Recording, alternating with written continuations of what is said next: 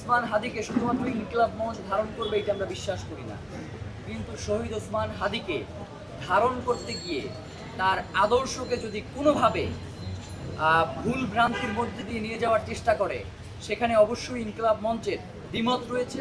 এবং আপনারা প্রত্যেকে আপনাদের জায়গা থেকে, আমরা শুধু বললেই হবে না, আপনারাও আপনাদের জায়গা থেকে মানুষের চোখ মুখ দেখলেই বুঝবেন যে কে শহীদ ওসমান হাদির কথা বলছে আর কে শহীদ ওসমান হাদিকে ধারণ করছে।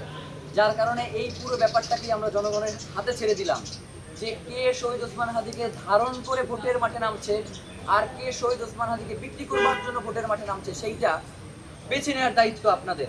ইনশাআল্লাহ আমরা তো মনে করি যে বাংলাদেশের জনগণ এখন এতই সচেতন এবং ভোটের ব্যাপারে তারা এত সচেতন, যার কারণে এইখানে শহীদ ওসমান হাদিকে বিক্রি করে ক্ষমতায় যাওয়া যাবে না, শহীদ ওসমান হাদিকে ধারণ করেই ক্ষমতায় যাইতে হবে। যার কারণে সারাদিন শহীদ ওসমান হাদির কথা বললেও ভোট পাবে না, এই ব্যাপারে নিশ্চিত।